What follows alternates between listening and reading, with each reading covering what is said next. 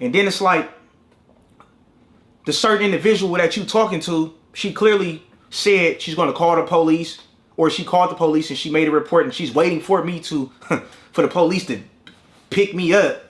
And you're still indulging in this gangster talk that she's portraying. Like, I don't get it. It's either you going to do the street shit or you going to do police shit. At this point, you engaging in it. You just as snitch as she is. Like, I ain't gonna lie, Spody Face, you give me that vibe of, if you was to ever get in a situation or something, you would tell the female to tell. Like, if somebody was to break you off or something, you not gonna make the statement, you would have a female tell. Like, that's the type of vibes that I'm getting with you, bro. Like, I'm gonna keep it all the way 100, you know what I'm saying? And I don't respect you, you feel me? I don't respect your gangster. I don't respect nothing that you stand on. I don't respect you as a man. I think that you as a straight, on God, I don't respect you.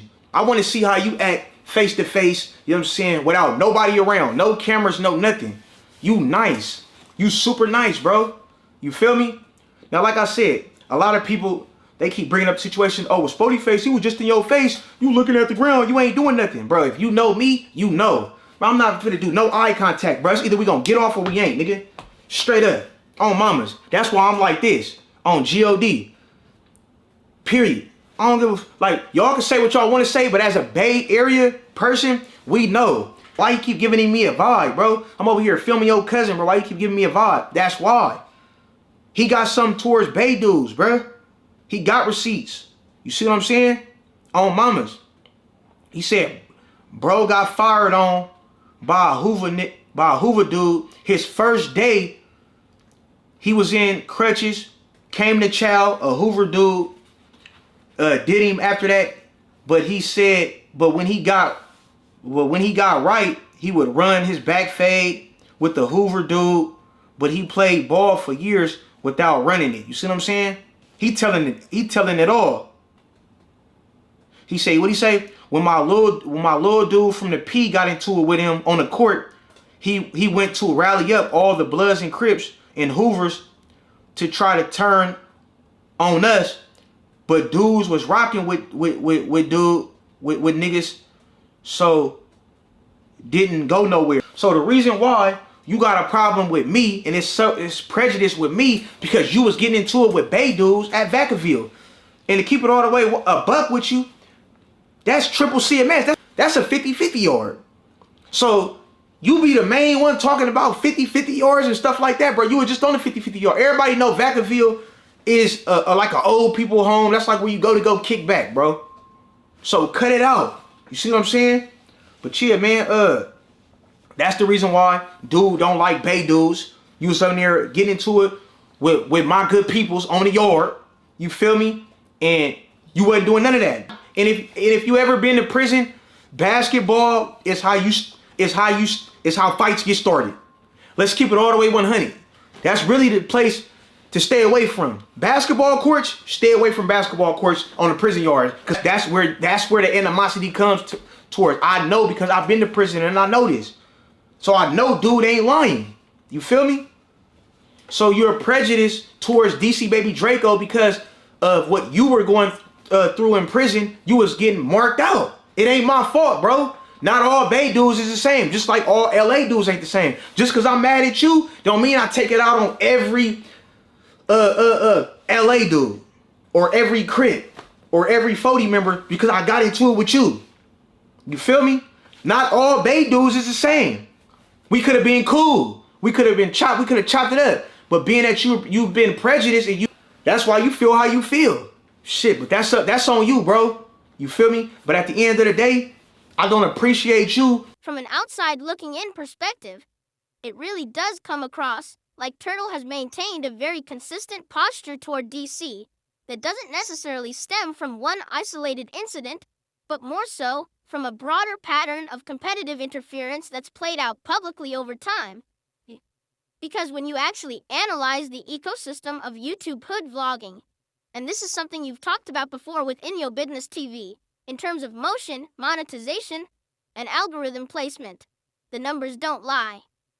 If somebody is pulling consistent views in a niche that's already considered saturated or politically sensitive, then it's safe to assume that they're generating a meaningful RPM-adjusted revenue stream off those uploads, especially when the content has recurring engagement and watch time retention attached to it.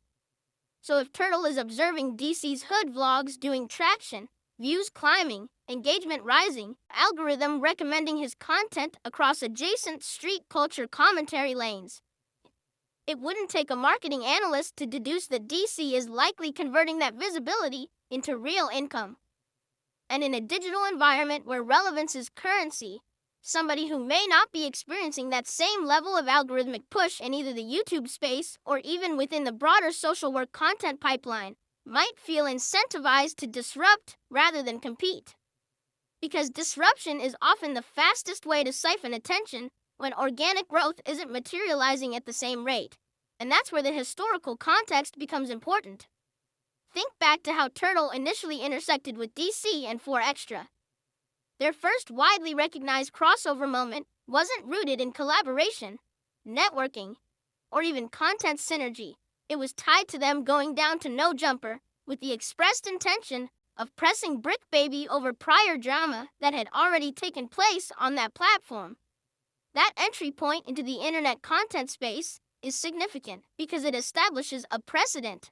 The foundation of his online visibility wasn't built on cultivating his own lane from the ground up, but rather on inserting himself into an already existing narrative that was generating traction elsewhere. From that point forward, you could argue that his digital footprint has repeatedly aligned with moments where someone else's motion was already underway. And when you're operating in a space where visibility equals monetization, interfering with somebody else's trajectory, whether that's through public callouts, commentary, or indirect engagement, can function as a form of baller blocking in the content economy. It's not always about disproving someone's credibility. Sometimes it's about fragmenting their audience or introducing enough controversy that their momentum gets diluted across competing storylines. But the underlying principle remains the same. When an individual has their own sustainable motion, meaning consistent uploads, growing subscriber conversion, positive watch time metrics, and advertiser-friendly engagement, they typically aren't preoccupied with what the next creator has going on. Their operational bandwidth is allocated towards scaling their own brand equity, securing partnerships, refining content strategy, and maximizing long-term monetization opportunities.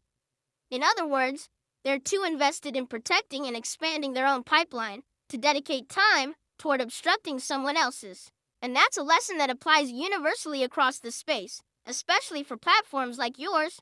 If your analytics dashboard is reflecting upward trends, more impressions, higher CTR, stronger audience retention, then the logical move is to double down on production quality, narrative structure, and SEO optimization, not to divert energy into undermining a peer. Because ultimately, creators who are confident in their own trajectory don't feel compelled to cut the next person's water off. They're too busy making sure their own stream keeps flowing uninterrupted. At the end of the day, the internet, and especially this lane of hood vlogging and street culture commentary, is big enough for everybody to have their own motion without feeling like they need to interfere with the next person's grind. But when somebody consistently inserts themselves into another creator's trajectory, instead of cultivating their own lane, it starts to look less like concern and more like an attempt to disrupt momentum. Because if you genuinely have something going for yourself, steady views, algorithmic push, audience loyalty, and monetization opportunities, you're usually locked in on scaling that, not baller blocking somebody else who's putting in the work. And that's really the takeaway here for anybody operating in this space, including platforms like InyoBusiness. Focus on building infrastructure around your own brand, tightening up your content pipeline, and converting engagement into long-term growth.